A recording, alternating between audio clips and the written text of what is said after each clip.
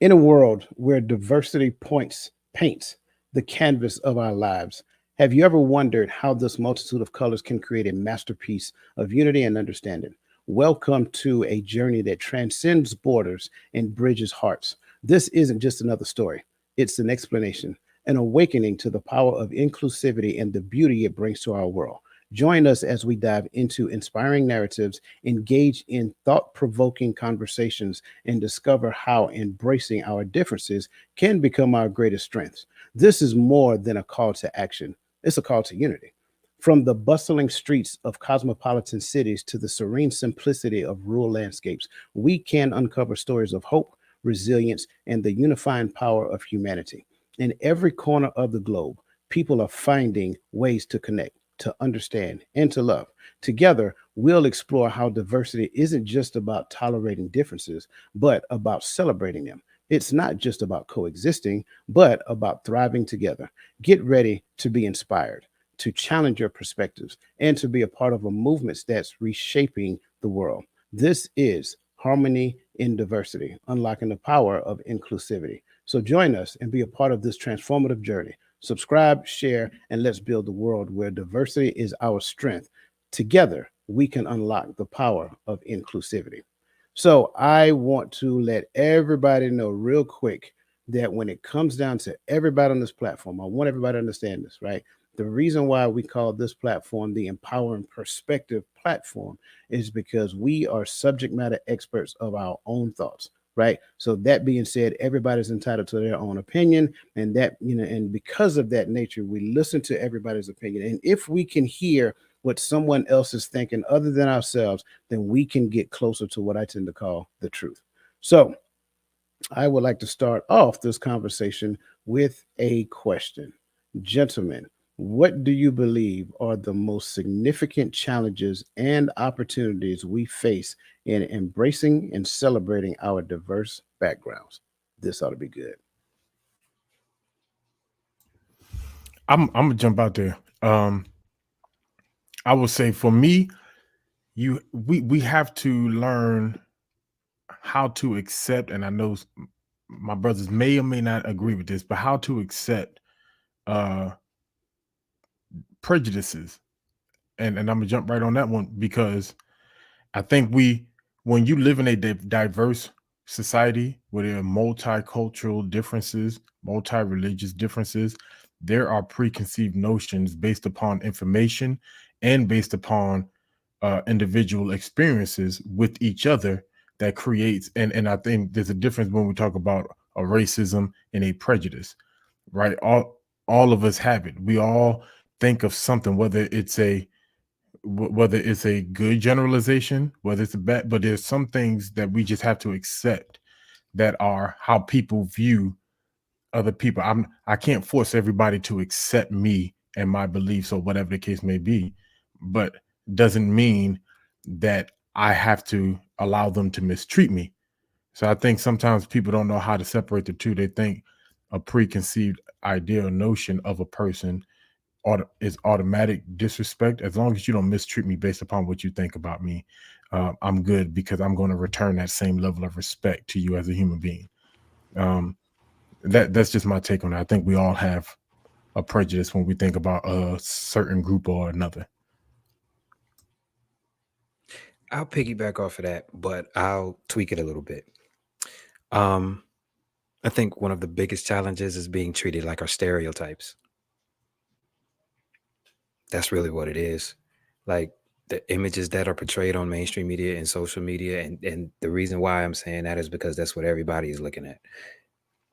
The way that our image is portrayed is how they see us in real life because that's all they see. And you got, I guess, since everybody does have a specific stereotype or a specific judgment when they look at a person, that's the part of the game that we have to accept. We got to accept the fact that our image is how people are going to look at us until we show them different. That would be where I would start. I'm going to start with, I'm trying to use the right words, like I like the like when you don't really understand your culture or like where you come from, right? So you don't really kind of understand your background or where you come from, then I think sometimes, you may get a misunderstanding about exactly what it means to be whatever background or that you are, right? So um I don't know, man. It's like that's kind of where I'm stuck at right now. I was still chewing on the thought a little bit, but I know Rolling gonna come in and clean it up. So um, that's why I want to jump in there first, because I'd rather end with that with Roland than me. So, like I said, yeah, man, I just think, I think, if you don't really understand your background and stuff like this or where you come from, regardless of why you don't understand, if you don't understand it, then you can start having the misunderstandings about like really, even identifying who you are as a person, so that's where I want to start and end with right there. And I don't know how you knew I was going there, but that's exactly where I was going, because I think that one of the challenges is we don't necessarily have a true understanding of who we are as a people.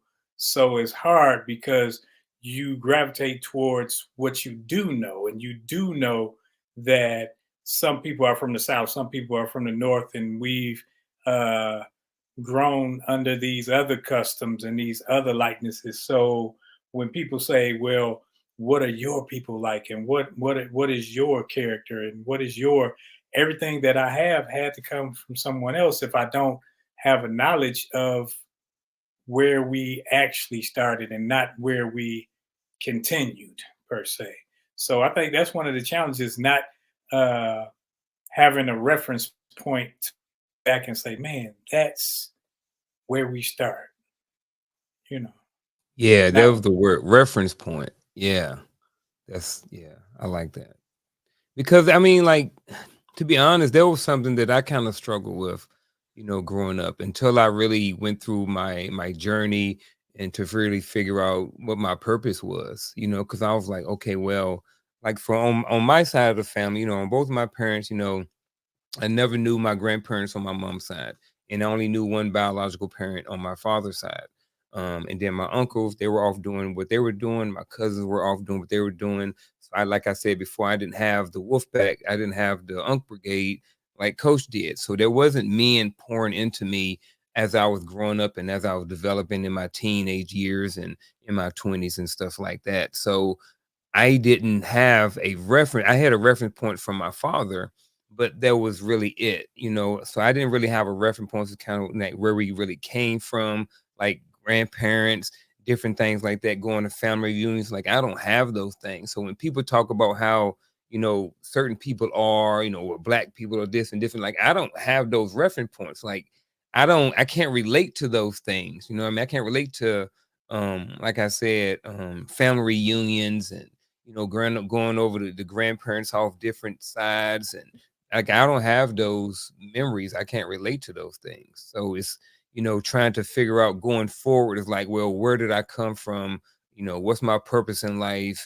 I had to kind of figure everything out as I went, throughout the process, and good, bad, or indifferent.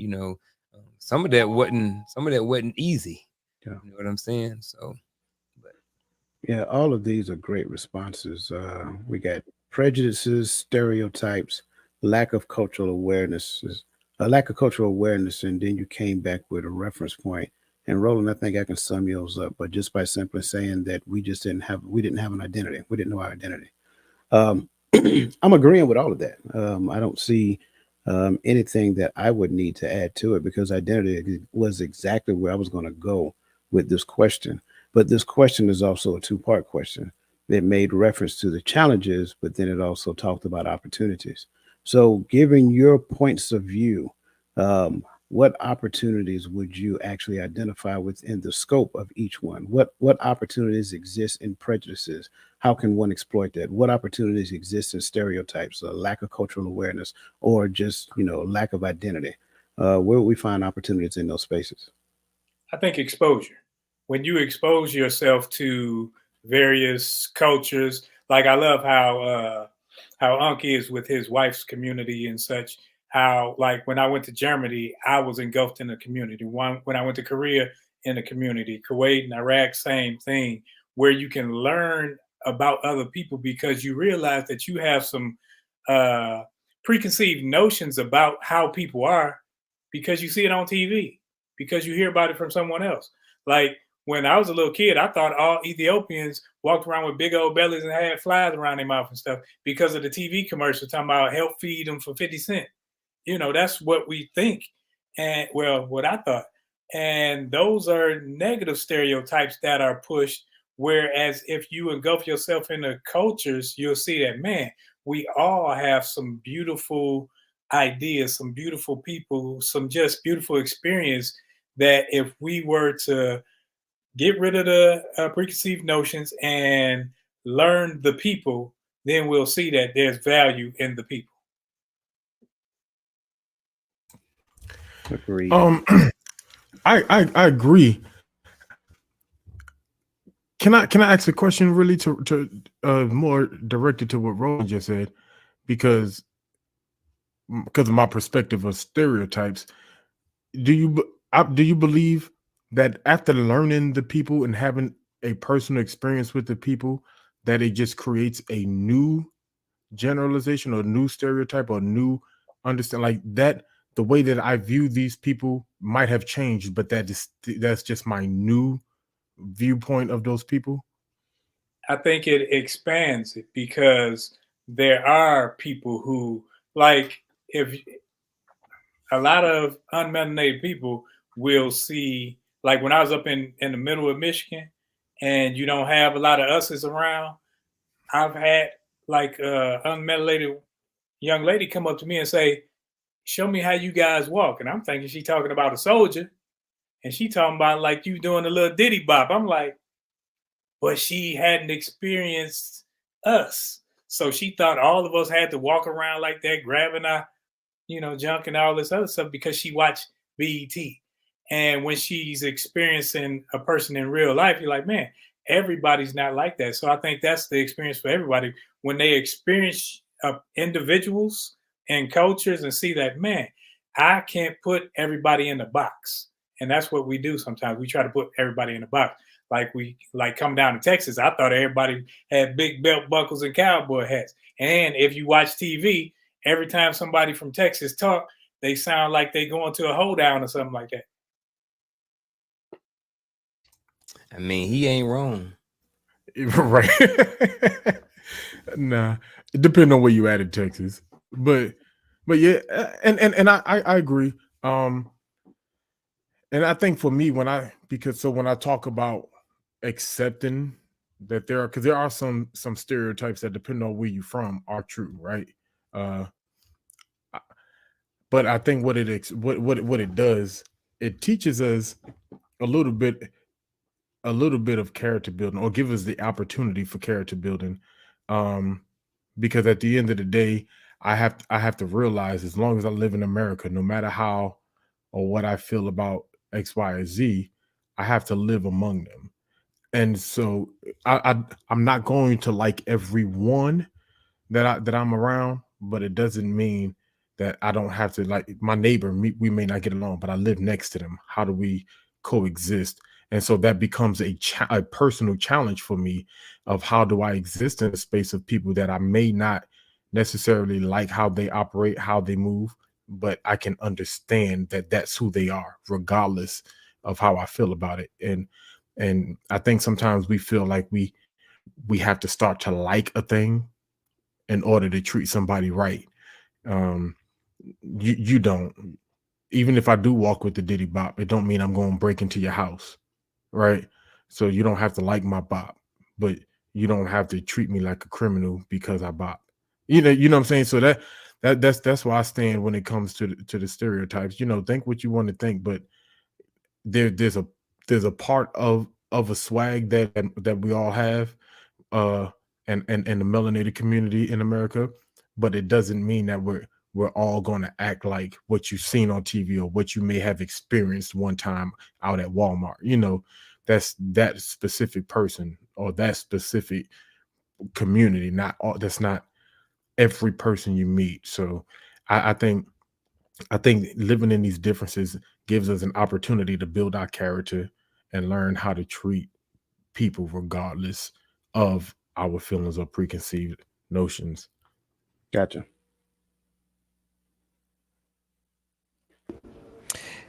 I would say it gives us the opportunity to figure out what we are so that way we can all go on that journey that Unc went on. That's a big opportunity in itself. You Because to said go what fit we are or where we are? both. Okay. Where we are as people, where I am as self, where I got this from, and let's see what I can do to build on top of that or get rid of some of the toxic stuff that I happen to have within me because of where I came from. You understand what I'm saying? It gives us a way to figure that out. And then once we figure that out, we can go out into the world and figure out everything else. Well, first of all, I want to start by adjusting my words. So when we said lack of culture, I just want to change it. I want to feel like that's a different word. I just want to use, man, we ain't got no culture. So I'm gonna say no culture instead of lack of culture. All right. So and what Correction, we do have a culture. We have the culture that was given to us and not the culture that we're supposed to have. I got you. And to add to what Chris just said, if we go back to like my talking point when I've talked about lack of culture or no culture, right? I wrote down a couple of little things. So I think what happens is the opportunities that you can have from having a lack of culture is you have the opportunity to create your own culture, right? So going forward, like I talked about before, I didn't have these men to input into me. So what I had to do, I had to go out and seek men. I had to seek, Chris and Twami and Roland and Coach. I had to seek men to become part of my wolf pack and learn from them. NCOs in the military, my older cousins, other friends, and different things like that. That's what I had to do. So I think when you have a lack of culture, I think that allows you to go out there and recreate your own. And because you don't have a reference point, it could be bad. But like I said, right now we're talking about the opportunities. And I think it's a great opportunity. It was a great opportunity for me, what I mean, to learn more about myself and become the person that I am today. I love it. So as I'm looking at your responses, Uncle Junior ended off with an opportunity to learn about myself. Chris said, figure out what and where we are. Tawami talked about character building, and Roland talked about what I tend to call total immersion. And I like it. I like all of it. And I'll start with Chris and Uncle Junior because I agree wholeheartedly. The the issue is if I don't know who I am and I go and start interconnecting with other cultures and things of that nature, I would tend to take on a false identity because we are wired for connection. People just want to belong to something. You see it all the time. And you would tie yourself to something else, and then that becomes your identity. You see it every day. You go and ask a person, like, they give you the name, right? But then you ask them, like, what do they do? And the first thing they start off is with their job. Oh, I'm sorry. If you ask, so tell me about you, the first thing they start off is their job description, right? Because that's what they've associated themselves with. So we got to be careful, right? That's why I like where you guys started with. I need to go on this journey so that I can learn more about who I am, where I came from, right? Part of that might be, just studying your family tree, studying your family history, or whatever that looks like. For me, it involves studying these books behind me because I needed to understand who I was created to be, right? That to me was more important than just understanding my skin color and where it came from. But I did not exclude that as part of that journey. So I needed to understand all of these things. The challenge now is that we have a tendency to think that mind is supreme. It is not. Let me start off by saying that who you are, and where you came from is not supreme over anybody else. That's the thing that we need to understand. We are learning so that we can have a better understanding of who we are, so that we can do the things from the source of our being. not so that we can judge people and ridicule and all this other great stuff from the source of who we don't think they measure up to. That's the thing that we have to understand. That goes to the point of the character building that Tawami talked about, right? I like the fact that you guys went there because it is my responsibility to develop my own character. It's not anybody else's responsibility. So what we do is we play the blame game a lot when it comes to other people, other cultures, things of that nature. And you'll hear it so many times, like the man is holding you down. The man ain't holding you down. The only man that's holding you down is the man that you see when you look in the mirror. So we got to be consciously aware of that so that we can understand. Now, I got it. There's some nuances that we can discuss to where there's some things in the system to where it does not give everybody fair opportunities. I'm with you. However, that's not what we're discussing now, because if I don't do the work that I need to do within myself, there's no need to talk about this stuff up here, because this stuff up here is going to affect you 10 times worse unless I do the work within me. When I do the work within me, now I can talk about these things up here, because not only have I done the work, not only have I learned, but I can also articulate these things better and how it affects my community. That's why I like the concept of total immersion. Like Roland, when I went to Korea, the best thing I did is I went to a remote part of Korea where nobody spoke English. And I'm telling you, when it's time for when I went out to eat and I had to order by pointing at pictures, I didn't know what I was ordering. I like, I want that. That looks good. And I ate it. Sometimes I didn't. But you know what? It forced me to learn how to speak their language. The worst thing we can do as Americans is get mad at somebody else on their own territory, thinking that they should have learned English already. That doesn't make sense. That makes absolutely no sense. That's like me coming to your house and saying, I'm getting mad at you because you got your toilet paper turned upside down. It's your house. You know what I'm saying? So we got to be aware. There's a lot of arrogance that we have to subdue, right? That goes back to the prejudices and the stereotypes and things of that nature. We're extremely arrogant about who we are, and we judge somebody because they're not as tall as we are. Their complexion isn't like us. They don't go to the bathroom like us. They don't do whatever. Like, so we got to be careful. We should be on a constant journey of self-learning, and in the midst of constant humility doing that piece, right? Because there's some things that I can learn about myself from other people. I look like Roland, you look like you was about to unmute your mic, man. Oh no, I was just scrolling because I'm reading. Okay. Yeah, I'm good. Okay, I just wanted to make sure. All right, appreciate you guys, man. Awesome responses. Let's kind of grab some of the things that we're saying in the chat. Listen, you guys, I'm seeing you putting up some good stuff now. I can't grab everything, but I'm gonna grab a few things. So just bring something to the stage. I don't even know where to start at. Just pick somebody, just bring it up. All right. Brother Christian Barrett, as always, good to see you, man. He said, breaking toxic habits that are taught to us growing up. Oh my goodness. This is huge. Listen, I have not met a parent ever, to include this guy, that knew what they were doing when they became parents. Like, if they got multiple kids, they got better as time went on, right? So the third or the fourth child got the best version of your parenting skills. But here's the thing, times had already changed by then. So not only did times change, technology changed. Like, I'm telling you, like my mother, if I had an iPhone, I mean, I would be, you know how to say, I would be on wheels.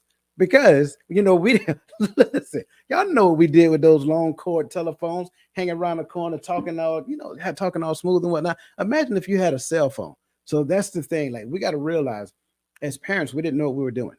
Right. And I think I'm okay by saying the parents today, they're still trying to figure it out.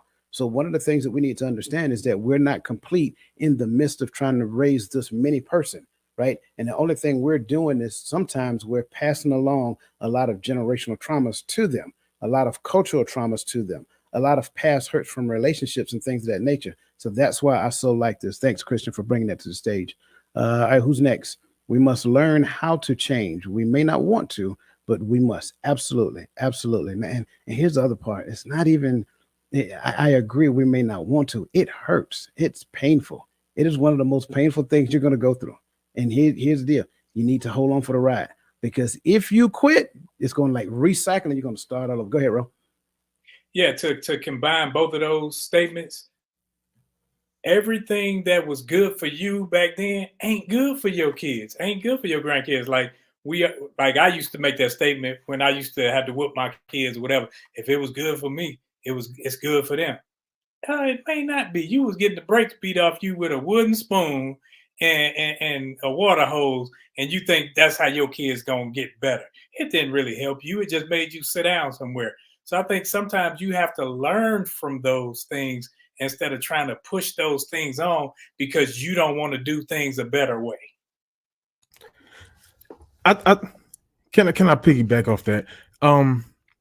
Because I think there's a yes and a maybe, right? And why I say maybe, because there's some things that my parents did that I didn't like, Yeah. but they may not actually qualify as the toxic, right? Because there are some things that we were taught that were toxic or that is not good for the times that we have moved into. But we have to learn how to properly identify those things, because even in the era my father grew up in the 50s, 60s, 70s, he was born in the 40s, right? So he's grew up in 50s, 60s, 70s. And so there's some things that they had to go through that maybe we don't have to go through at the same level today. But there are moments in my life where I have found myself in a specific pressure cooker, that felt like what he talked about. And that may not be our cultural experience today, but there are moments where I had to tap into that to survive a moment or an experience, and I've been under leadership in the military that, for whatever reason, and I know the reason is because I believed in the scriptures, and I had an NCO who lifestyle didn't agree with it. So and I knew it. I was purposely singled out and treated as if it's different, but yet, hey, Gaddy, we need you because we messed stuff up and we know you're the only one that knows how to fix it, kind of thing, but I had to learn how to survive it in that space, right? In that place of prejudice. And some of the things my father taught me may not have been good for everyday living, but it was good for that moment. So you got to learn how to cipher information, right? How to hold on to the principle behind what was being taught sometimes. Because like you say, some of it is, was taught from their trauma or taught from their experiences. But I'm not saying anybody here saying that you got to throw away everything you were taught. I know that's not what's being said, but I think we have to be careful that we don't do that. I agree with that. I would say that there are a lot of things that will still serve us well today. I think this word, this ever elusive word in this time and space called respect, is something that needs to be brought back to the table. And it's not making, it's teaching, right? Teaching what respect is. And teach it to such a degree that you understand how to express it. And because trust me, it's some restaurants you go to, man, and it's customer service seems to be an option these days. And I think a lot of that has absolutely nothing to do with the job. It's probably just home training, but that's just my opinion. But yeah. Any others before we move on? I would say, how about we get over the fact that change is going to hurt and quit avoiding it, because it's going to hurt. Like Miss Verlene McCoy said, that we have to learn how to change even though we may not want to. Right now, I think it's a necessity, because the way we are portrayed in media, in the world as a whole, encompasses everybody, even though everybody isn't the same in our quote unquote culture. We got to be willing to change. It's going to suck. Like you said, I say this all the time. I say it all the time. Change it sucks a lot. It hurts a lot, but we got to go through it, man. We have to go through it if we want to be treated differently. We can't go about the same thing the same way and expect something different. I know all of us aren't crazy. I think some of it may just be the word change, right? Sometimes we hear this word like, I ain't changed for nobody. This is who I am, right? So sometimes I think it can have like a negative scent Or I'm to the set in word my change. ways. Exactly. So I mean, I ain't trying to change, but I look at it more, yeah, there are some things that we change, but there are also some things that we just evolve. We just evolve. We get better. You know what I mean? we learn more. It's not, some things are we're changing, but some things is like the person I was at 20 or 28 is not the person I am at 48. Did I change or did I evolve into the person I am right now? And I think it's a combination of both, but I think that sometimes people are a lot more willing to accept things or the new version of something if they may see it as an evolution of themselves or them getting to a new point in life versus just changing. So, and I know that may be minor to some people, but for some people, words play a huge part in their life and they can really live off certain words. And I know I'm like that about certain things. So sometimes just changing a word from change to evolve can be huge, even when it comes to just your mindset, because the mindset is where things are going to take place before they start shifting anyway. You see how I wrote that in there, Coach? Let's see what you did. Let's see what you did. And we have a negative connotation towards the word change because we look at change as a negative. Yeah. And we attach any change as, oh man, instead of saying, it's man, hard. like it's time for you to grow. It's time for you to evolve. And that's why words do matter because they have meaning. And if we attach a negative connotation to something, we gonna stick to it. Like, I don't want to change. Like you gotta change. Why I gotta change? Instead of what about grow? Why don't you have to grow? Because it's the same thing. It's just how you look at it. Because psychologically, we gonna look at it. Oh, change and mean that I got to do something I don't want to do. Evolving is something you don't want to do. Growth is something you don't want to do. It's just like when you have those shoes when you growing up.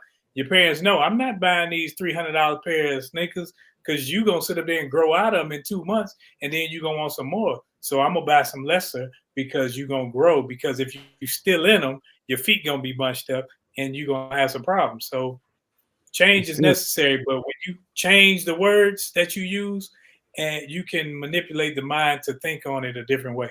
You're still talking about them bunched up feet. Hey, you know, Yeah. I do want to mention this because I like what Uncle Junior said there, and there's a lot of truth in that. He talked about evolution, and I think a lot of times the difference between change and evolution is one is intentional, one is not. Right? You will evolve regardless of who you are by doing absolutely nothing, because life will make you change. Only thing you gotta, if you don't believe me, do absolutely nothing different for the next 10 years of your life. I promise you, inflation will catch up with you. I promise you, something is going to change in your environment that's going to force you to move off of that spot. But if you're intentional about change, you're putting forth the effort to do something different for an expected outcome, then you will actually reap the harvest based upon that change that you're putting yourself through. It's not going to be easy, right? But what I would tell you, it is so well worth it once you realize that, man, I used to be here and now I'm here. So I want to add that in there because I think you're absolutely right, Uncle Junior, by bringing that to the table. Gad, you had something else you was about to add? I wanted to ask a question because I want to make sure I heard my brother Chris right, because the way I heard it is it's going to bother me all podcasts. You need to change. Are you because he brought up two things. He brought up change and then the perspective of everyone else on us. So are you saying that we should change as a people because of the perception? That is a really good question. I am saying that if you want to be treated differently than the perception, you need to change. That is what I am saying. You don't want to be treated like that. You don't want to be treated like how mainstream media sees you. Pull your pants up, tuck your shirt in. You know what I'm saying? Quit wearing hoodies when it's 90 degrees outside because they know you about to steal. You understand what I'm saying? Like little stuff like that. Like, see, and so I feel you, but I'm not sure I'm going to change wearing my hoodie because of how you treat me. Like for me, so when I'm talking about change from my perspective, how I'm viewing it is I'm changing how I'm treating others because of how I perceive them or their community.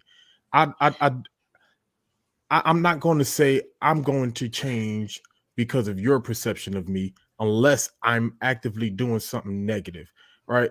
Because there are some perceptions that were pushed that became a narrative that was not originally us, that became us, that was pushed on us. And so there's a difference. So like we should evolve. And I do love that the conversation went there, because I don't want to feed this narrative that who we are, if it's looked at to the public eye as bad behavior, then we have to change who we are as a people and as a culture because of their perception. I want to ask a question, but I want to keep moving forward too. I really do. because what I want to ask is like, so who should we change for them? What perceptions are good enough for us to change? I think until you want to change, because I like me and we like J's, we like the shoes, and we like the whatever, but I'm not wearing those skinny jeans and all this other stuff. But there's some like I got on a hoodie. I always wear hoodies. That's what we wear up north. We wear hoodies.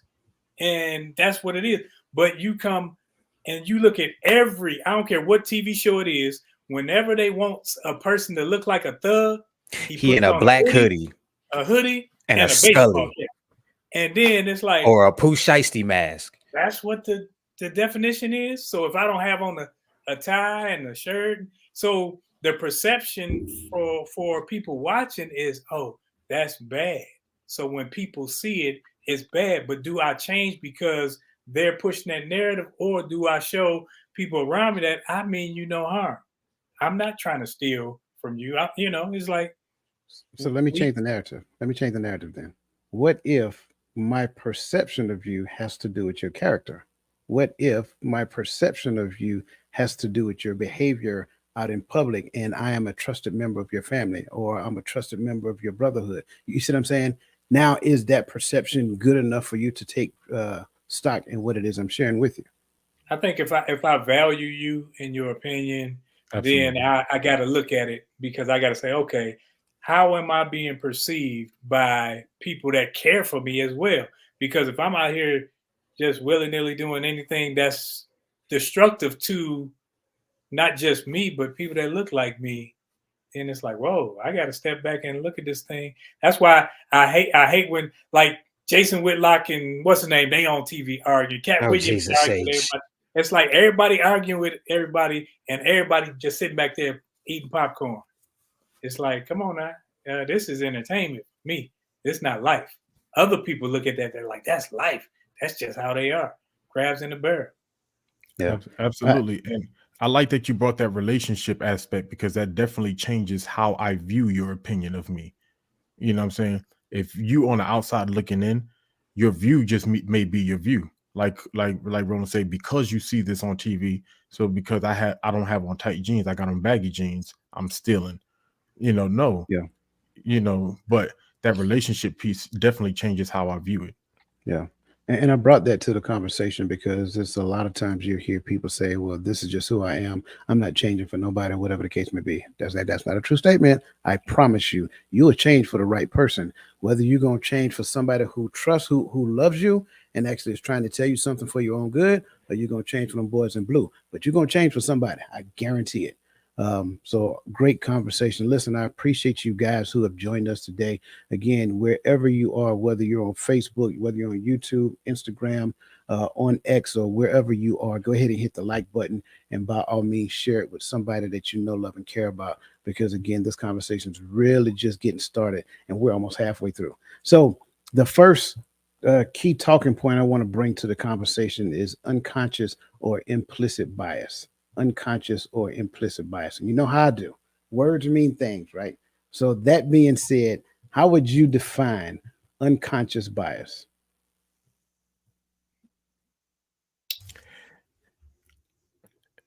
Is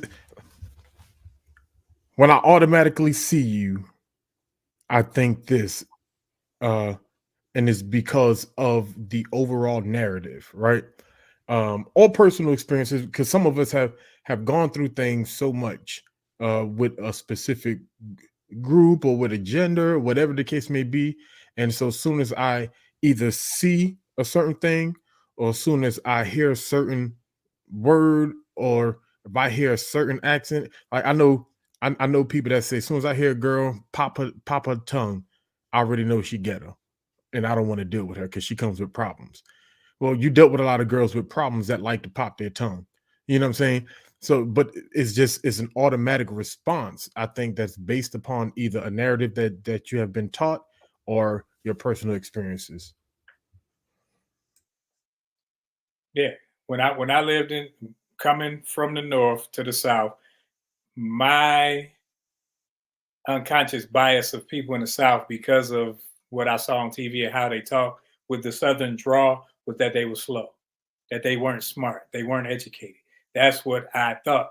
And it was fed by relatives because they would say, don't talk like them country folk. Talking about my family in the country, don't do this like them country folk. So it was always pushed in me to not be like them because so it's like not be bad, be good, not bad. So automatically when I came, bad. You start talking, dumb. And then you get around people, you realize, hold up, that's not true.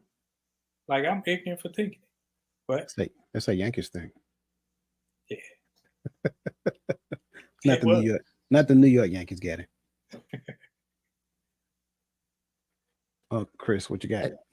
I kind of look at it as like the way you unconsciously like stereotype people, like kind of like what everybody was already saying, even what we were saying before, like people from Texas wear big belt buckles and talk with a southern drawl and they wear cowboy hats, you know what I mean? People from Mississippi, you know, they do what they do. People from Michigan, you know, they say what up though and they call soda pop, you know what I mean? Different things like that. And I do believe that sometimes these stereotypes do have, some of them do have some truth in them. You know, it's not necessarily a bad thing, you know, and I think that sometimes, you know, it can be bad, like in the scenario that Gaddy talked about earlier with the hoodies and stuff like that. I think that sometimes these unconscious bias can play out to where there are some negative things that end up happening behind these things. But I think sometimes, you know, in a sense, we all are somewhat unconsciously biased about certain things, and I think sometimes it just comes from a place of ignorance, not in a negative way. Of ignorance meaning that you just don't know. You know, if all you've ever known about people from New York is that they wear New York hats and they wear hoodies in the summertime with jeans, shorts, and Timbs, then whenever time you see somebody like that, you're probably going to associate them from being from New York, good, bad, or indifferent. But the reality of it is, when I was in high school in Virginia, that's the way that we dress too. Like if you go to Virginia, people wear hoodies in the summertime, jeans, shorts, and Timbs.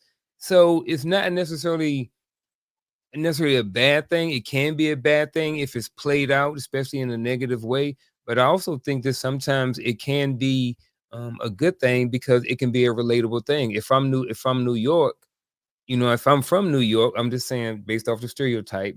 If I'm from New York and I got a baseball a fitted 59 head on, you know what I mean? I got on a hoodie, some jean shorts, and some Timbs, and I see Twommy, and he got the same thing on, and I'm like, "What's up, God?" Right? And then he, you know. But what I'm saying is that it can be a good thing too. Even some of the unconscious bias can play out in a good way as well. So, I just think it's just at the end of the day, it's just, you know, sometimes some unconscious stereotypes that we have about other people.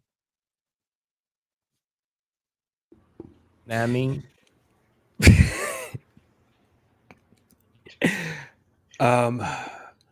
This ain't New York folk is easy to get on, man. Like, come on, man. They easy, Hey, bro. They easy target. and you know But you what? didn't say I one love lie though. Nah, I You mean, didn't say one lie though. Like word to everything.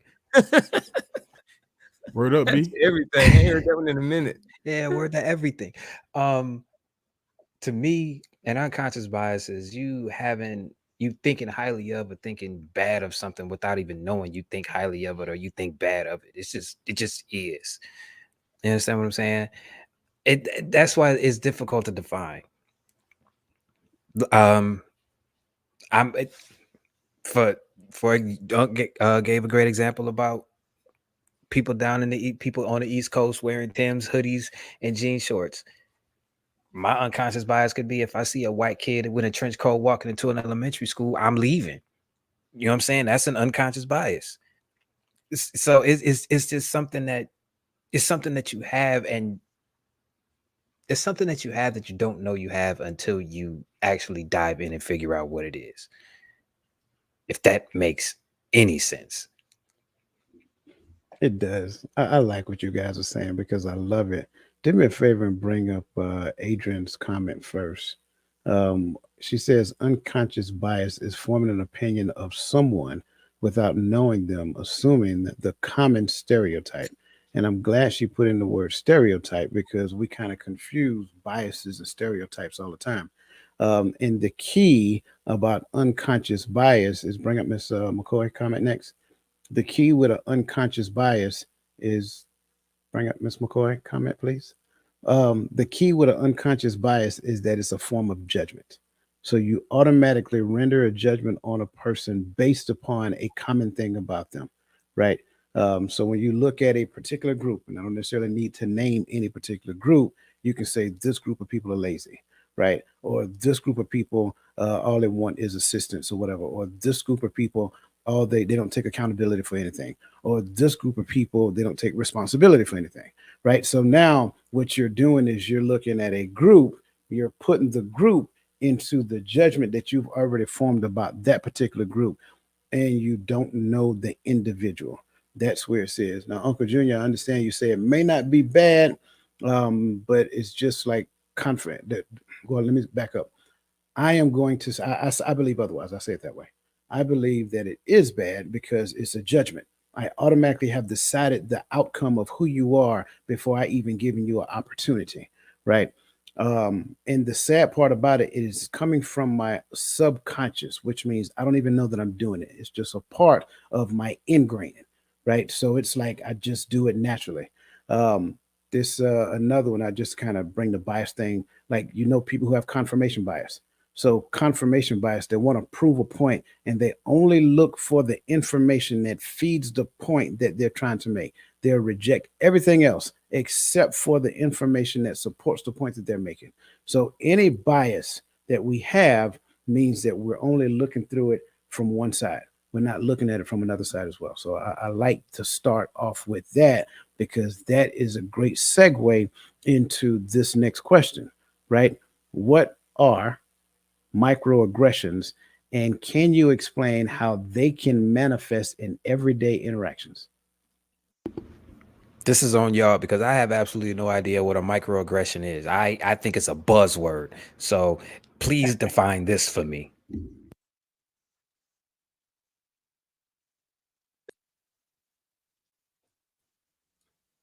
I'm trying to think of a good example that may help, maybe better than an actual definition. I had two on the tip of my tongue, so give me a second and I'll come back to it. You need an example? Microaggression may be. Let me take a I stab kind of at it. want to think of one on my own before Okay. yeah. I would say, what are microaggressions? To me, an example would be how if we see a Chinese person and we're in the math class, we automatically, oh, she got an A. She Chinese. They can, that math. Or if we're in the hospital and we see a bunch of people in lab coats, we gravitate towards the Indian person or whatever, think, oh, that's the doctor right there. If we see a Nigerian looking person, you automatically thinking that, it's like little things like, hey, it's no harm in it. It just is like that. It's like little prejudices that don't hurt nobody, but it's just how we just think. When I think about microaggression, I think to me it's like a form of passive aggression, right? But more, I think of it more conversationally, right? Because passive aggression can be indirect behavior, right?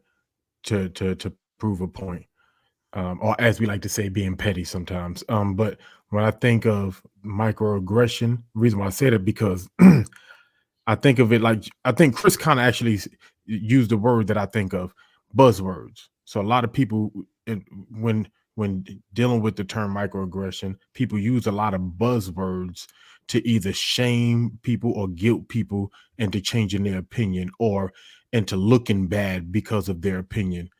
So they use these little slights, oh, so you're misogynist. Why? Because I want to pay the bills.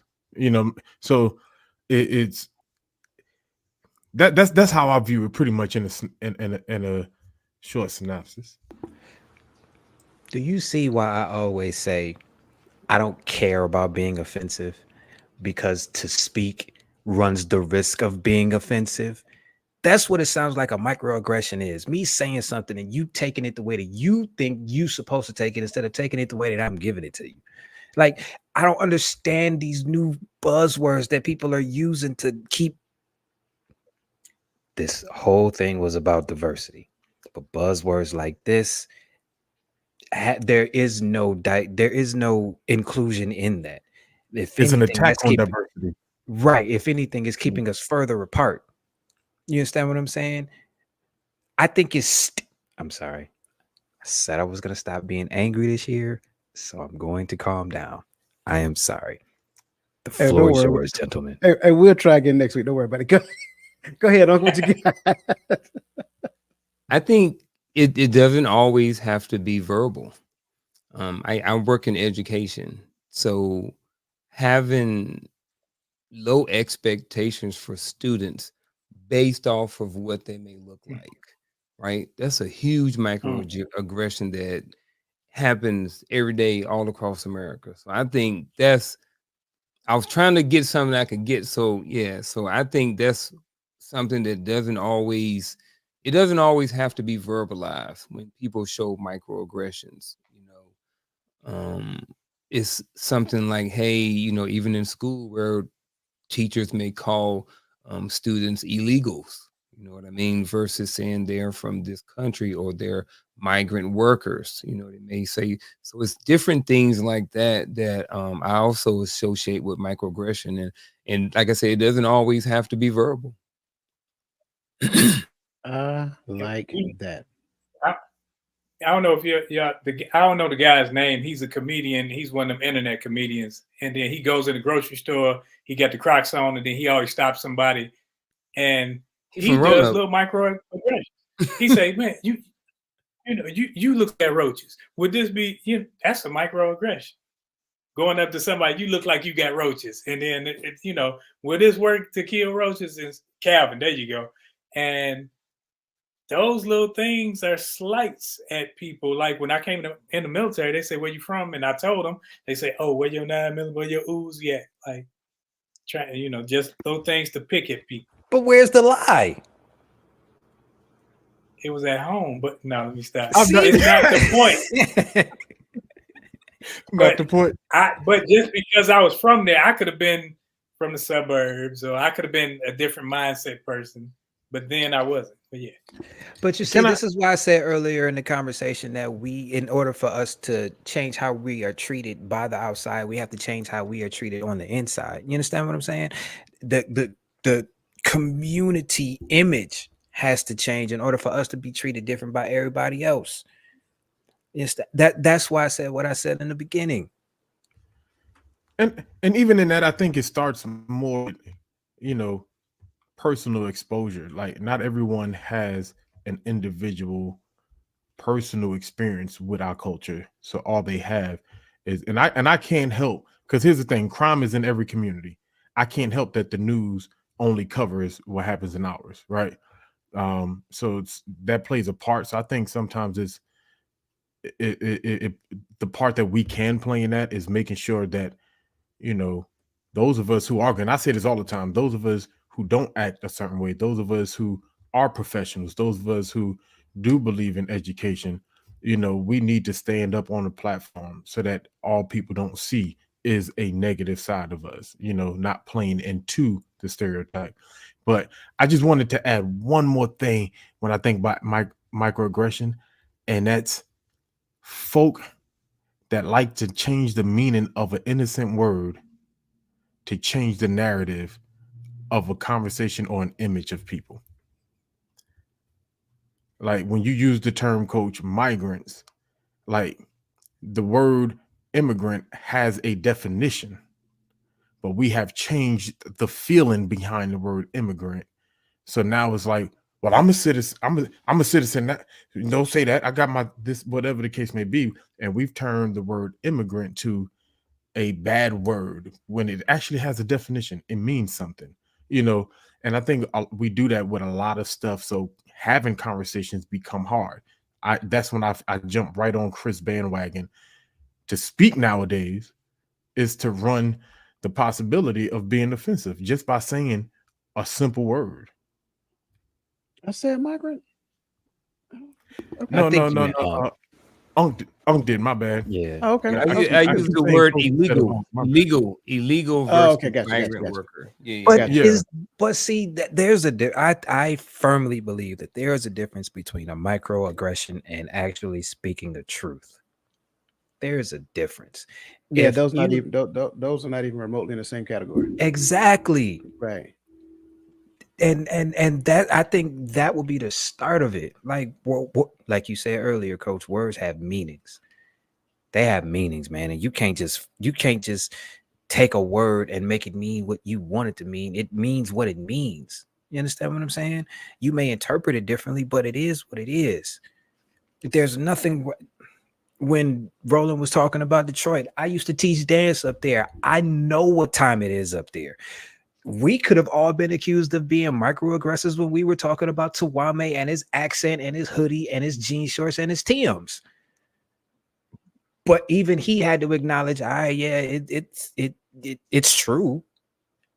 So I think that there is a difference, and we need to understand that there is a difference. Yeah, absolutely. Bring up King Coop's comment. This is the key, right? He said a statement, action, or incident regarded as an instance of indirect, subtle, or unintentional discrimination. That's the key. Unintentional discrimination, right? It has to be unintentional discrimination. Again, against members of marginalized groups such as racial or ethnic minorities. Now, here's the funny part about it. I got a real quick story, right? No joke. There I was. I bought my second house ever. This was in Copper's Cove, right? My realtor, who will remain nameless, but she was of the Latino descent. And so when I came, now she was already engaged in conversation with my wife at the time, right? So when I came home from work, she was at the house. And so, she introduced my ex-wife introduced me to the realtor. And she said, "This is what I was telling you about." I was like, "Okay, cool." And so I went to shake her hand. She's like, "Hey, what's up?" And she went to dap me up. And I just stood there and looked at her. I didn't move. I just looked at her. And she's like, "No, he's not going to respond to that." Right? Because I'm like, what are you saying? What's up? This is business, right? Now, got it. I'm not saying that the Latino culture is an oppressor, but by that same token, that's an example. I think there were some other great examples that were given that went along with what Uncle Junior said. It's just like you guys, Chris, you from the north. When you start getting on, like, say for example, the public transit, right? And say for example there is a woman there of another ethnic culture, and as soon as she see you, she clutch her purse real tight. That's an act of microaggression, because the subconscious mind is saying he might rob me, right? Just because you got on the train, or just because you got on the bus, or whatever that looks like. So we have to be consciously aware of those things when we do it, if we do it, right? And also be consciously aware when others do it to us. I think Nick D gave another great example. I've experienced microaggression in the professional world, being overlooked or bypassed because I don't look like the boss. It's an assumption that a black female, cannot be at the head. No, it isn't. It is an assumption based off of the image that the women that preceded you gave them. It has Well, nothing to do with competence, at least in my opinion. so Sometimes. if I may, there's no evidence to that. It's Yeah. her environment. You see what I'm saying? Okay, I'll grant you that. Right. I'll It's grant her you that. But environment. there's So another, but there's always another way to look at things. And Sure. that's what we're forgetting. There's always another way to look at things. It sucks that happens. Like, it really does. It sucks that a woman can't be in a power position and look as if she can hold that power position down. It sucks. However, that could come from images that happened before you took said position that give people that perception. Just like the hoodie thing, just like the Tim's thing, just like rolling with his gun thing. All of that happens before you showed up. You got to show them something different. That's why I said we have to change starting with us, because we know this stuff. We're not stupid. Like, we know this stuff. So the That's other That's why my part, rant. That's my rant. so the that's other why I part, talk about exposure. Oh, my bad. no, you get. So the other part is, and I'm not saying that I know, but I'm sure that there's a backstory that goes to the statement, and that's why I say we can't say that, because that's her environment. When you start looking at the backstory, you start looking at the facts, right? The facts is this. The facts is that I am 100% qualified. All of my performance evaluations say that, whatever their ranking system look like, but why did I get passed over for promotion with no explanation? You see what I'm saying? That's one of the gripes that we've had in the Army at a certain point, because once you get to decentralized promotion, all of your NCOER say that you're among the best, 11111, right? But then by that same token, when it comes down to promotion, it's like, well, you didn't make it. Why not? No explanation, right? So I get that. I completely understand that. So no, thank you, Nick D. That's a great example. I think Adrian had an example, something similar to that as well. No, So the next one. cool. Yeah, go ahead. So what do you feel? Just off that explanation you gave in the military, right? Mhm. What do you feel about the demographical breakdowns of, how so EO every quarter they come to S1 and they The get that QNSR. demographic breakdown of promotion, awards, and blah. Do you think that kind of pushes a narrative that I have to promote certain people over certain people at a point because too many of them got promoted this month or this quarter? And the same thing with the DA centralized, right? Like, hey, maybe we overwhelming with black artillery first arms or mass arms, whatever. We got to get some Oriental presence. Like, I'm just being funny. But I'm saying, because those demographics go all the way up, right? Right. And You do you can't think say that kind of feeds to that idea? So are you So, talking diversity hire quotas? so what he's talking is a report that the Army has to do quarterly called the QNSR. And don't ask me what the acronym stands for. I can't remember, because I had to do it. And what it does is it takes a comparison across every major event. So you look at promotions, you look at punishments, you look at awards, you look at all of those things, and you have to literally tally up the number of how many white males, how many white females, how many black males, how many black females, how many Hispanic, so forth and so on. And what that does is it gives Big Army a snapshot on their ability to look at everybody as being equal, not just based upon skin color. And so I think that's their attempt to right the ship. But then by that same token, is it a perfect system? Absolutely not. I think, especially when you start talking decentralized, because your packet goes forward, but they never get to know the person. And so the individual who are making decisions don't know really who you are by simply just looking at your picture and your records. And so it's an attempt, but it's not a perfect system. And I think that's their version of getting as close to being perfect as they possibly can without being perfect. That's just my take on it. Roland and Unc, if you guys got a different take on it, by all means, share. Yeah, I get that. I've heard that, over the years when I was in the military, that the Army wanted to have a demographics that looked like, that was kind of spread out, right? So that's why, if you were, sometimes they say where, if you were a black female in certain jobs, then you was probably going to make E7.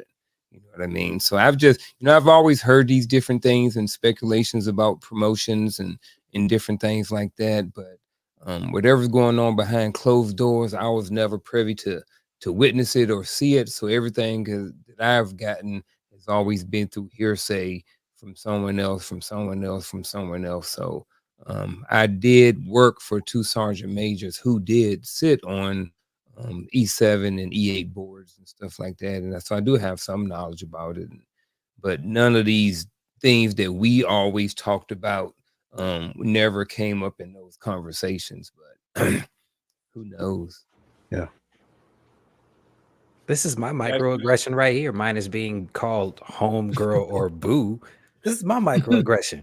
I'm passionate when I speak, but I'm always looked at as angry, or I get put in a box that I ain't got no business in because of the way that I talk. This is my microaggression right here. I'm not messing with you, man. I'm not messing with you. So you're damn right. And I'm intentional. angry now. Deal with it. Oh my God. Yeah. So another great example. I've never witnessed this happen in front of me, but I've seen movies where they would joke about this, trying to highlight it. I can't remember the name of the movie. I think it's the one that Eddie Murphy did, where he was a diehard Muslim, and his daughter was about to marry a Jewish guy. The last one he did on Netflix. Yeah, it's on Netflix right Coming now. to Yeah. America? No, not Coming to America. I can't remember the name No, of the it. but- second one, right? Now it just came out The within guy the last Jonah year. Jonah Hill or whatever. Yeah, that's Yeah. that's the Jewish guy naming it. He's a Yeah, comedian. as Lauren well. London. Yeah, if you want to see an Nia example Long. of this, look at look at that movie, and what you will Yeah. see is the Jewish mother trying to relate to the black girl, the black daughter of Eddie Murphy, and you people, thank you. You people. She's trying to relate to her, and she is You using people, yeah. all of the slang in the wrong way. And so I like the fact that Adrian brought this to the table, because I know this happens. I've just never witnessed it personally. So again, thank you for that. Listen, man, we got to keep. You just got muted. muted, Coach. My bad. So the next key talking point is the rule of education, the role of education. I'm sorry. So the first question up under this one is: can you describe how education, either formal or through life experiences, there we go, through life experiences, can significantly shift created biases? I'm sorry, I left out the D. How can education, formal or informal, shift those biases? I love the education piece, because I think you should always be learning and always be experiencing something. And it's just like when people see my name that I put now on YouTube, and they say, "Oh, this yada yada," they gonna automatically, black people automatically go to something Muslim or something like that. Until you start to read and educate yourself, then you'll realize that it's saying that I am the son of righteousness. But uneducated people or ignorant of things, people will just look at it and say, "Oh, he's this and he's that," not willing to go that much further just to see what these words mean. So when we educate ourselves, what we do is open up our minds to learn and experience other things about ourselves first, and then other people. Because until you start to learn about you, you really ain't learning about other people. And And my go bad. ahead. No, I was about to respond to what Roland said, but it would have shifted a little bit. So I'm stick to the question. I think it can be it can be good or bad shift, right? Because I think when you talk about informal, a lot of people do not like the idea of informal education, for whatever their reason is, right? That's their own biases of the matter. But I think with formal education, I think it adds to, sometimes, not always changes, or it still creates a shift, right? Because in the 60s, you might have just been an educated, and yeah, you know what I mean? And so, doesn't mean that they think you're actually smart. There are people who still today believe that you got your education because of affirmative action. That's the only reason why you went to a good school, you know, or whatever the case may be. But and that I've still seen that variant in the military, right? I've seen field grades that didn't like black officers because they thought they were uppity, or they thought they were better than the rest of them, whatever the case may be. But education should be able to shift the paradigm a little bit to where it's like, hey, we are capable of learning on this level. our skin color does not hold us back from being able to pass the class or getting your certifications or doing your job or being doctor, you know, but sometimes it doesn't it doesn't shift it always in the right direction. You do have those who still look at it, even in our own community. We look at people who have masters and doctorates in our community, and we'll say the same exact thing. Oh, they think they're too good, or they think they this, they think they're smarter than everybody. Well, if you ain't got any type of education and they got a doctorate, they are a little smarter than somebody in the textbook arena, right? Or in that field, you know. But so I think it can shift either way. Chris said he don't know. Can you describe how education, either formal or through life experiences, can significantly shift created biases? Yes. So I was trying not to make this about me, but I couldn't figure out another way to do it. All right. So I'll just make it personal. I grew up with certain biases. You know what I mean? I believe certain things. I thought certain things. Certain things were input into me. And as I got older, I have, you know, I look at my life. I was married previously for 19 years. There's a lot of education that comes in that. There's a lot of life experiences that come with that. Being a father for 28 years, there's a lot of different things that come along with that. Being in the military for 20 years. And then I also have the formal education with, you know, different degrees and stuff like that. So I kind of got like both. And I would say that because I had the education and the different things like that and the life experience of the military and meeting so many different people and living overseas and deploying to Iraq and different things like that, and being around so many different people that I had these biases against, I saw people who, like I said, I had these biases against.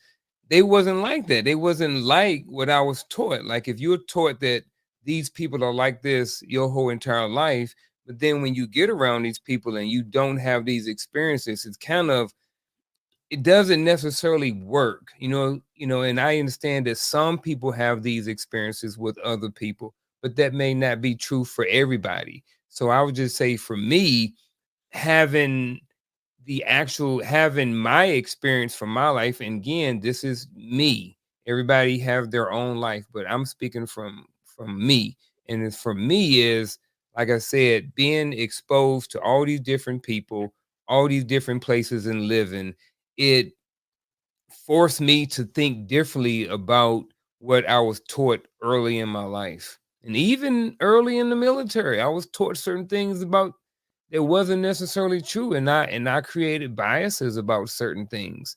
But like I said, as I got older and I begot the education, the formal and through life experiences, that, it significantly easily shifted my mindset once I started to open my mind. Once I opened up to it, and that wasn't closed off to that singular mindset about something. That's my thoughts. I like it. I really do. I think that when it comes down to it, education is all about learning something outside of what you currently know. Um, if you can get to the point of acquiring information and allowing that information to permeate, where you get to the point where you process it and it turns into knowledge, then you can increase what you know.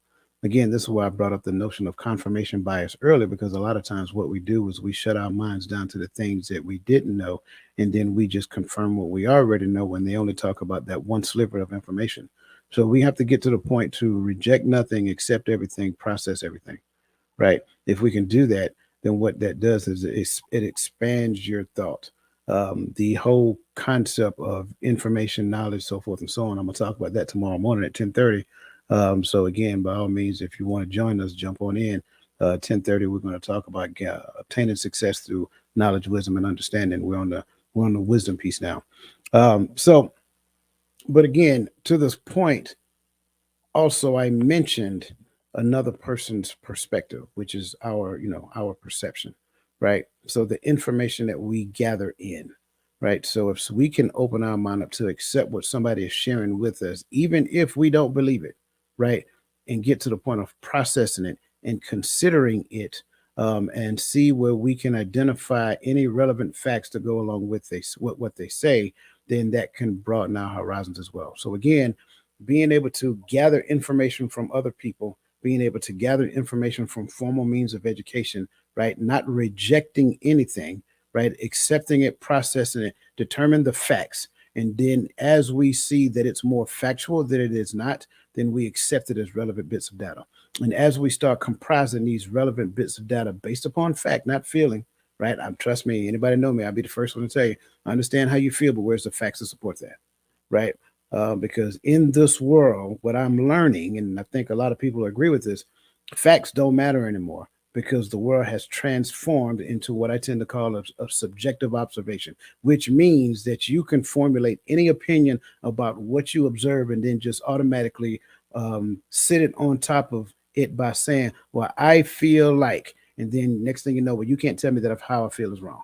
So again, we got to get back to objectivity, being able to identify the facts and relay the facts in the thing to such a degree that we have a better understanding based upon the relevant facts, so that we can expand, broaden our horizon, expand our minds. And I think that is one of the best ways that formal means of education and informal means of education can help to reshape those biases that we currently have. Let's kind of and again, thank you guys for everybody who's sending comments. Again, I appreciate them, but we're running close on time, so that's why I'm pressing on. Please do not be upset. We love bringing comments to the chat, to the conversation, but these brothers is on it tonight. All right, let's jump down to cultural intelligence and adaptability, right? So the last key point tonight is cultural intelligence and adaptability. And the question up under that is, how would you define the term cultural intelligence in our personal and professional life?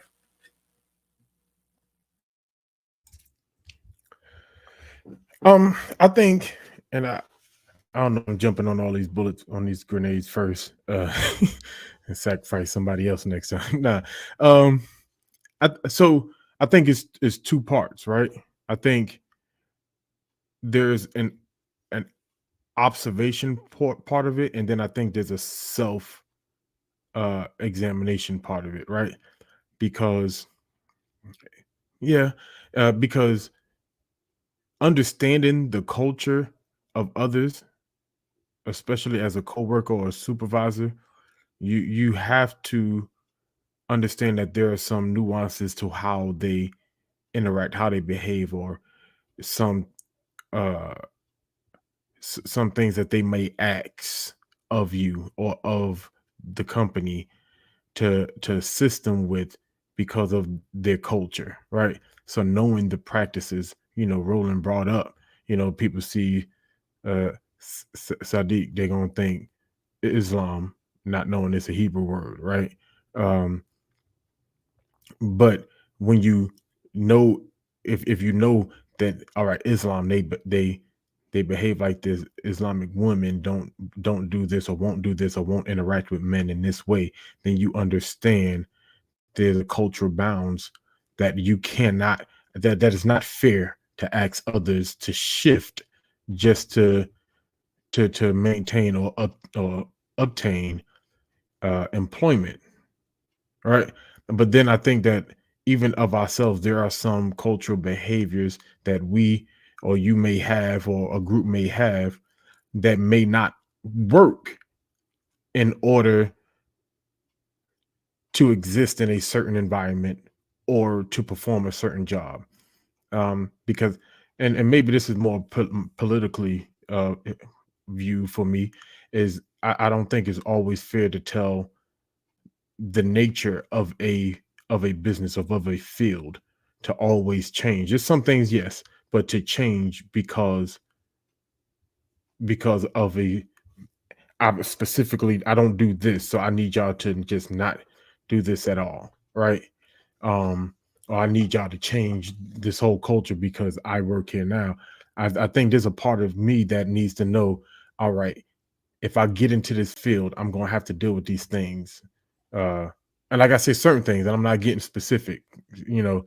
So we have to have our own cultural intelligence to know what environments we should put ourselves in, and on the flip side, understand the cultures of those that are around us, so we know how not to offend or how to assist.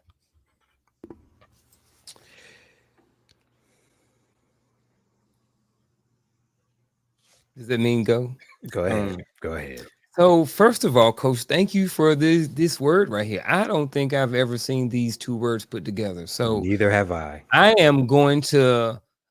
I thank you because it's challenging me, and I'm hoping that I can do it. So I'm looking forward to answering this question. So all right, so here's what this is just my personal opinion. Again, if you listen to this, if it's wrong, I apologize. But this is the first time I've heard these two words together in a sentence that I can recall. And I'm trying to take a stab at it. But luckily we got I feel like I think that if I don't hit it, then I think that Coach and Roland will be able to back me up. All right, so if I'm looking at the word cultural and I'm looking at the word intelligence, if I smash these two words together, I'm thinking that it's someone who has intelligence about their culture. Now, what I'm looking at is this. Roland started off by saying something in the beginning and talked about how I have wanted to be more and engulf myself into my wife's culture. My wife is Diné. My wife is Navajo, so she's Native American, and they have certain rules and rituals and things that they do for themselves. So I'm looking at it as if my wife is involved in her culture and she knows where she comes from, and she may go along and do certain things that relate to her culture, then there's a certain level of intelligence that comes along with that. So, and what that means is that if there are a type of people who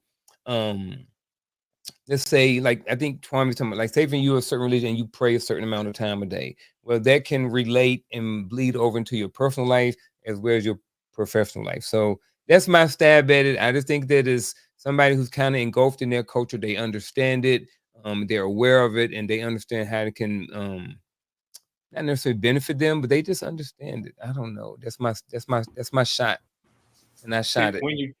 When you put the words together, it's just like you made in the military. It was diversity training. Every month you did some type of diversity training so that you wouldn't offend other people.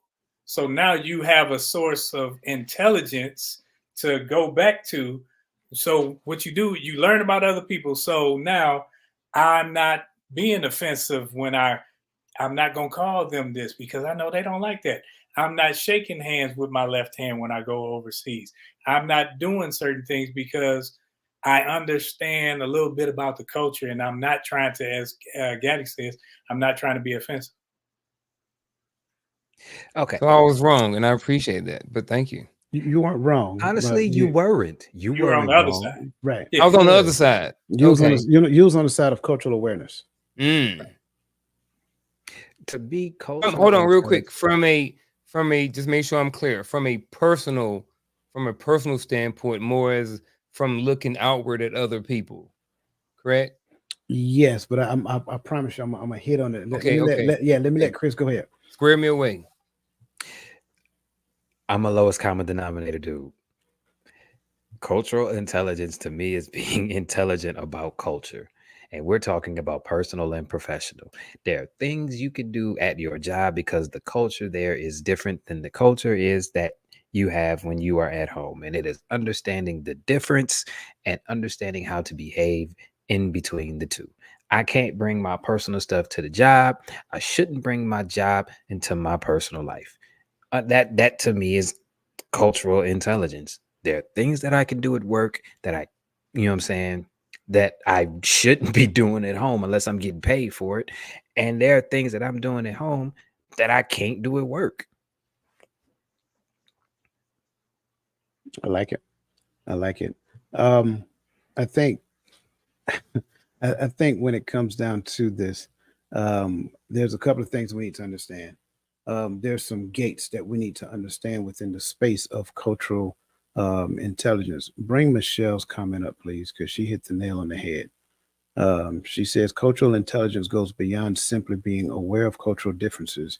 It encompasses the skills and attitudes needed to navigate and work in multicultural environments, right? So it's not just me being aware of my culture to where I become culturally dominant.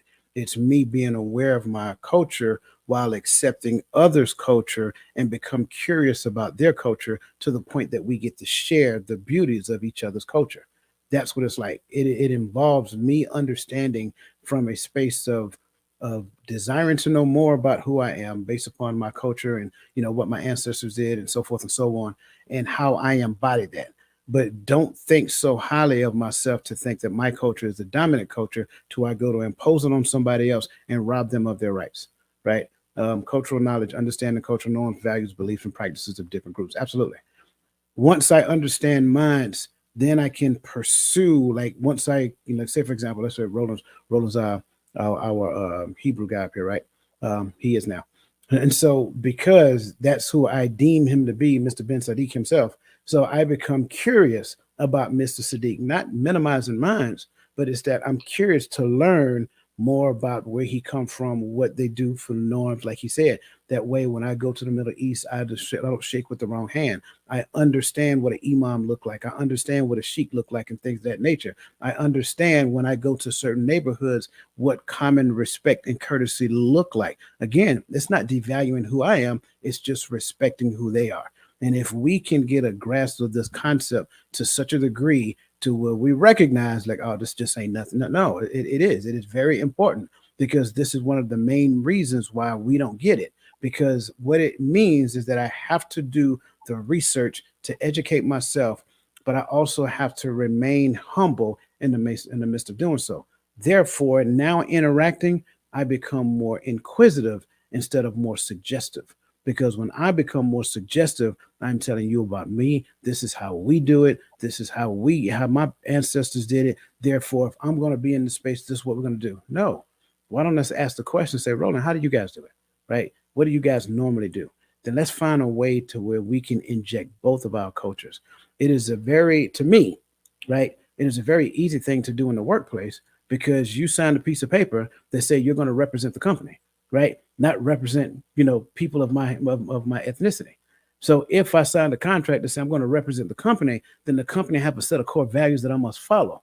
Those core values drive my behavior. So if I'm adhering to this, then what I'm doing is I am intentionally treating everybody with dignity and respect. So before I open my mouth and spew something out, I'm already considering the most appropriate way to say that thing so that I treat everybody with dignity and respect. And oh yeah, if I have a person that is of a particular group and their common practice is XYZ, then I give them space for XYZ and ask them, how can I help when it comes down to XYZ? And they become more appreciative of that. So this is it's a really deep term that I've seen being pushed aside. So if we can actually harness this and embrace it, and not just embrace it, but teach it, then I think this answers the question. But again, I think Ms. McCoy said it earlier, you have to be willing to change. If you want to walk around and just rid the earth of everybody else except for people who look like you, good luck with that because I ain't going away. Okay. Did I answer your question, Unc? Yes, sir. Yes, sir. Absolutely. Thank you, sir. Thank you, sir. Thank you. Oh yeah, my pleasure, man. This is what we do.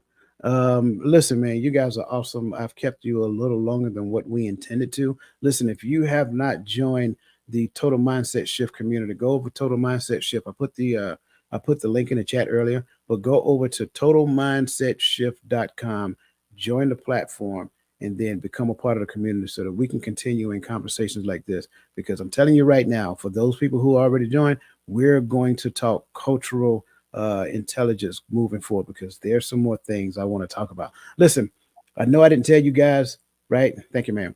I know I didn't tell you guys, but this is the bittersweet moment.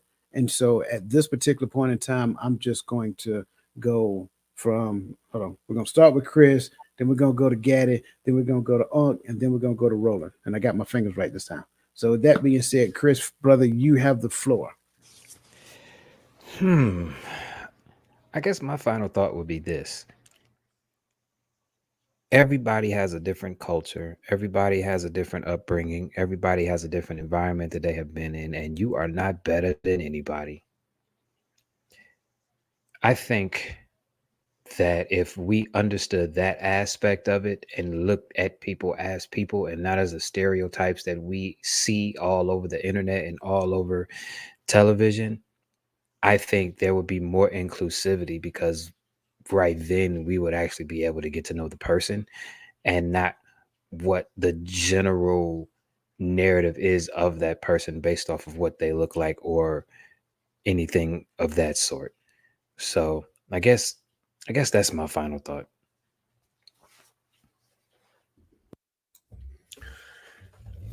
I would say there is a fine line between understanding or knowing how to adapt when engulfed into another culture and not being authentic to who you are.